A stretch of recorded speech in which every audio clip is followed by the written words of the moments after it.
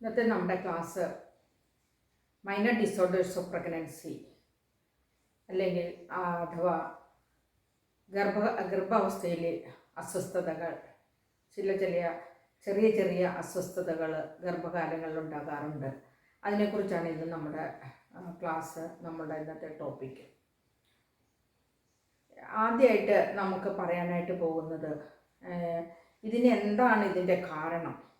ഇതിന് ഒരു 4 നമ്മുടെ ഗർഭിണികളുടെ ശരീരത്തിൽ 4 ചേഞ്ചസ് ഉണ്ടാകുന്നുണ്ട്. 4 തരത്തിലുള്ള ചേഞ്ചസ്. ഒന്ന് ഹോർമോണൽ ചേഞ്ചസ്. ഇതെല്ലാം വരുന്ന ഈ മൈനർ ഡിസോർഡേഴ്സ് വരുന്നതെല്ലാം ഈ പലതും ഹോർമോണൽ ചേഞ്ചസ് കൊണ്ടാണ്. അപ്പോൾ ഇതിൽ 3 ഹോർമോണാണ് വളരെ പ്രധാനപ്പെട്ടതായിട്ടുള്ളത്. Human chorionic gonadotropin, oestrogen and progesterone. അപ്പോൾ ഹ്യൂമൻ കോറിയോണിക് ഗോണഡോട്രോപിൻ എന്ന് പറയുന്ന ഒരു ഹോർമോണാണ് that is produced during pregnancy. അപ്പോൾ ആ ഹോർമോണാണ് നമ്മൾ പലരും ഗർഭിണിയാണോ എന്ന പീരീഡ് മിസ് ചെയ്ത ഉടനെ തന്നെ അല്ലെങ്കിൽ വിത്തിൻ 10 ഡേയ്സിൽ അല്ലെങ്കിൽ 1 വീക്കിലൊക്കെ പോയി ടെസ്റ്റ് ചെയ്യുക. യൂറിനിലും അതുപോലെ തന്നെ ബ്ലഡിലും ഈ ഹോർമോൺ പ്രസൻ്റ് ആയിരിക്കും. അപ്പോൾ അതിനെക്കുറിച്ച് നമ്മൾ ഡീറ്റെയിൽ ആയിട്ടുള്ള ഒരു വീഡിയോ ഇതിന് മുമ്പ് ഇട്ടിട്ടുണ്ട്. നിങ്ങൾക്ക് അതൊന്ന് വാച്ച് ചെയ്യാം, ഹ്യൂമൻ കോറിയോണിക് ഗോണഡോട്രോപിൻ. അപ്പോൾ ആ ഹോർമോൺ ഒന്ന്, പിന്നെ ഈസ്ട്രജൻ ആൻഡ് പ്രൊജസ്ട്രോൺ, അങ്ങനെ 3 ഹോർമോൺസാണ്. ഈ ഹോർമോണൽ ചേഞ്ചസ് വന്നു കഴിയുമ്പോൾ ഈ ബോഡിയിൽ പല വിധത്തിലുള്ള അസ്വസ്ഥതകൾ വരാനായിട്ടുള്ള സാധ്യതയുണ്ട്. Then next one is accommodation changes. Accommodation changes എന്ന് പറഞ്ഞാൽ ഈ ഗർഭാവസ്ഥയിൽ ഉണ്ടാകുന്ന പല അസ്വസ്ഥതകളെയും ബോഡിക്ക് അഡ്ജസ്റ്റ് ചെയ്യാൻ സാധിക്കാതെ വരിക. എക്സാമ്പിൾ, കഴിക്കുന്ന ഫുഡ് ചിലപ്പോൾ സ്നാക്സ് ആയിരിക്കാം, ചിലപ്പോൾ മീൽസ് ആയിരിക്കാം. അത് ഫുഡ് അവർക്ക് ബോഡിക്ക് അഡ്ജസ്റ്റ് ചെയ്യാൻ സാധിക്കാതെ വരുന്നു. ചിലപ്പോൾ സ്റ്റെപ്പുകൾ കയറുന്നത്, ചിലപ്പോൾ യൂറിൻ ഫ്രീക്വൻസി ഓഫ് മെച്ചുറേഷൻ, അല്ലെങ്കിൽ എന്താ പറയുക, അങ്ങനെ വരുന്ന ഓരോ കണ്ടീഷൻസിനെയും ബോഡിക്ക് അഡ്ജസ്റ്റ് ചെയ്യാൻ സാധിക്കാതെ വരിക. അപ്പോൾ അതാണ് accommodation changes. Then third one is postural changes. Postural changes means the center of gravity, when the uterus enlarges, the center of gravity moves forwards. Then there will be a bend in the back. This will cause back pain.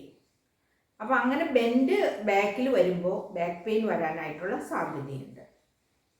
Then next one is metabolic changes. Metabolic changes എന്ന് പറയുമ്പോൾ നമ്മുടെ ഒരു pregnancy last ആകുമ്പോഴത്തേക്കിനും about 11 to 12 kg weight gain ഉണ്ടാകുന്നുണ്ട്. ഇതൊരു important question ആണ്.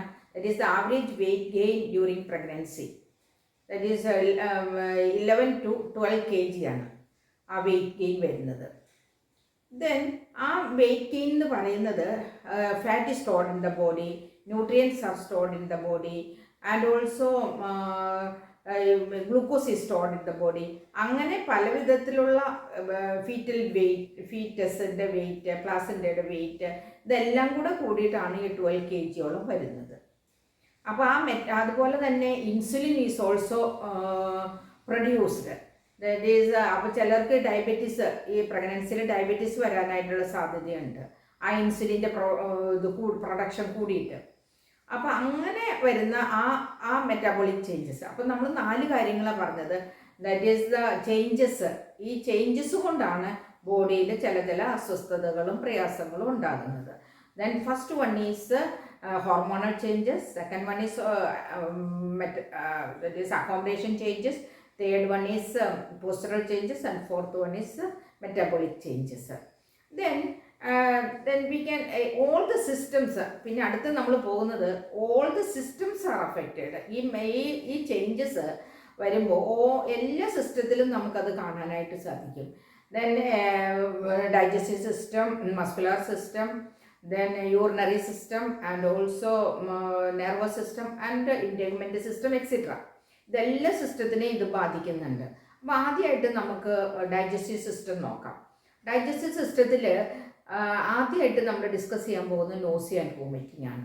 Nausea vomiting എന്ന് പറഞ്ഞാൽ നമ്മൾ പറഞ്ഞല്ലോ it is due to hormonal changes.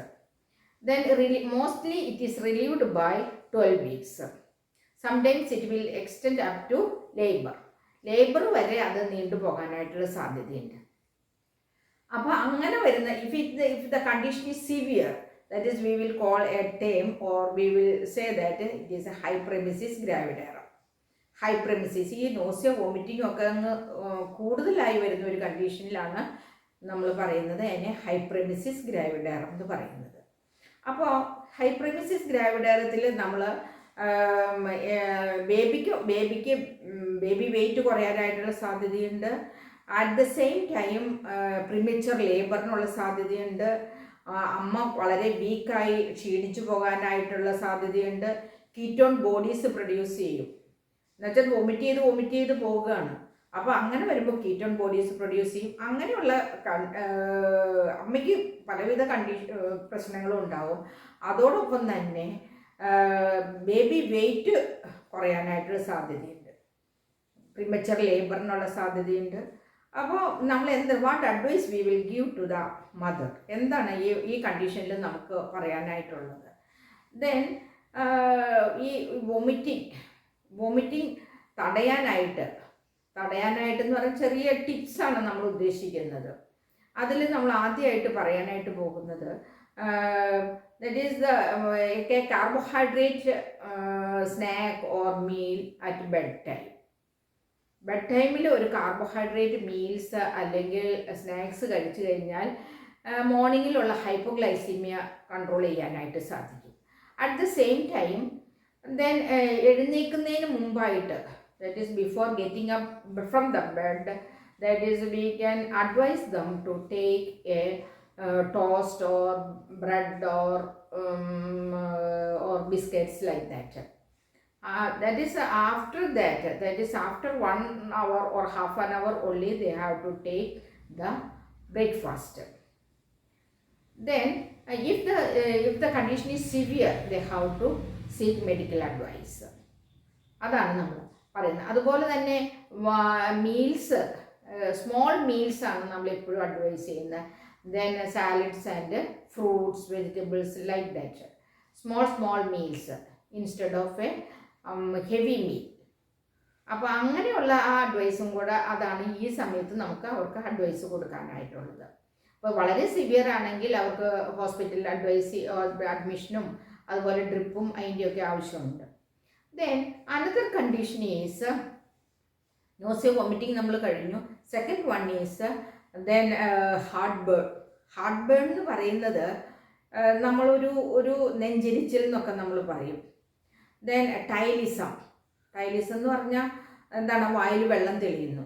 അപ്പോൾ ഈ നെഞ്ചിരിച്ചിൽ വരാനായിട്ടുള്ള സാധ്യത എന്ന് പറയുന്നത് നമുക്ക് ഒരു കണ്ടീഷനാണത്.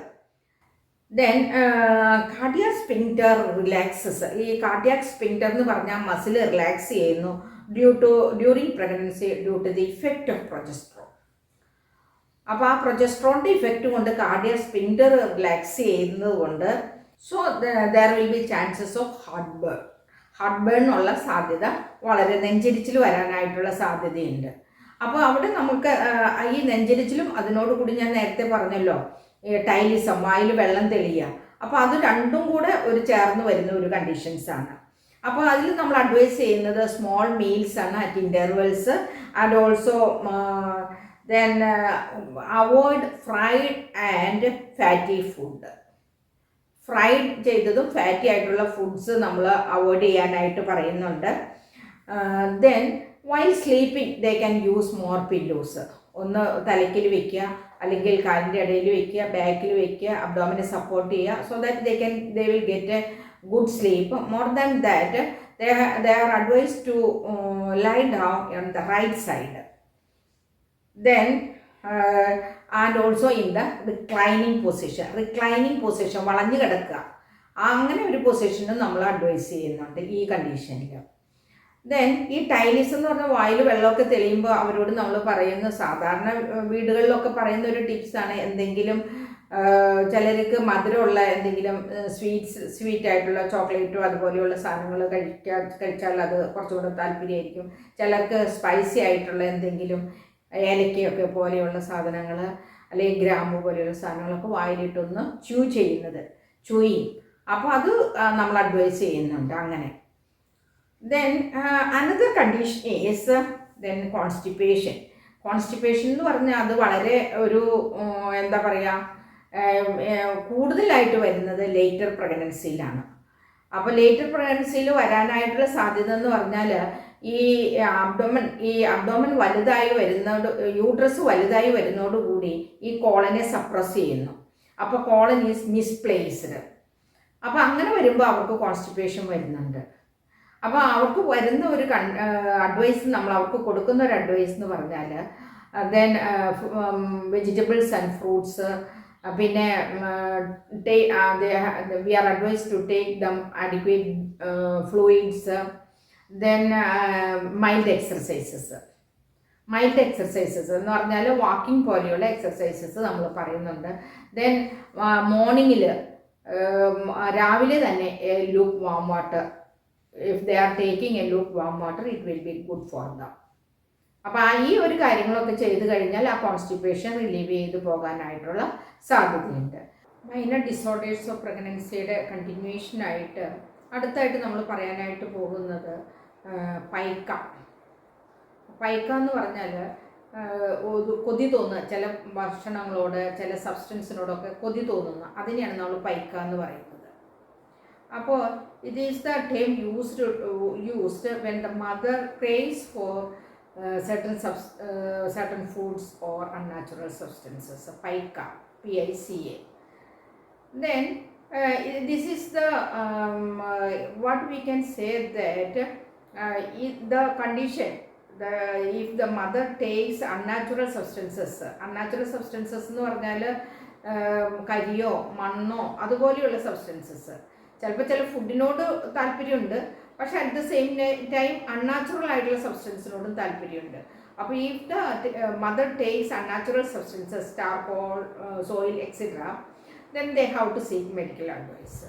അല്ല ഇങ്ങനെ വരുന്ന ഒരു കണ്ടീഷനിൽ എന്താ വെച്ചാൽ ചിലർക്ക് ചില ഫുഡിനോട് തൃപ്തിയുണ്ട്, പക്ഷെ അത് അവർ കഴിക്കുന്നു. At the same time unnatural ആയിട്ടുള്ള സബ്സ്റ്റൻസ് അവർ കഴിക്കുന്നുണ്ടെങ്കിൽ they have to seek medical advice. അപ്പോൾ ഇതിൻ്റെ റീസൺ എന്ന് പറയുന്നത് it is the hormonal changes and also metabolic changes. Actual cause is not know. അതാണ് ഇതുമായിട്ട് പറയാനായിട്ടുള്ളത്. അപ്പോൾ ഇതിൻ്റെ നമ്മൾ ഗ്യാസ്ട്രോ ഇൻറ്റസ്റ്റൈനൽ ട്രാക്ട് അല്ലെങ്കിൽ ഗ്യാസ്ട്രോ ഇൻറ്റസ്റ്റൈനൽ സിസ്റ്റവുമായിട്ട് ബന്ധപ്പെട്ട കാര്യങ്ങളാണ് നമ്മൾ ഡിസ്കസ് ചെയ്തത്. അതിൻ്റെ first one is nausea, vomiting, then heartburn, ptyalism, constipation and also Paika. അപ്പോൾ ഇത്രയും കാര്യങ്ങളാണ് ഈ ഒരു കണ്ടീഷൻ. ഈ ക്ലാസ് നിങ്ങൾക്ക് യൂസ്ഫുൾ ആയെന്ന് വിചാരിക്കുന്നു. ലൈക്ക് ചെയ്യുക, ഷെയർ ചെയ്യുക, സബ്സ്ക്രൈബ് ചെയ്യുക. അപ്പോൾ ഇനി അടുത്ത ക്ലാസ്സിൽ നമുക്ക് ഇതിൻ്റെ കണ്ടിന്യൂഷനായിട്ട് അടുത്ത ക്ലാസ്സുമായിട്ട് വരാം. Thank you for watching.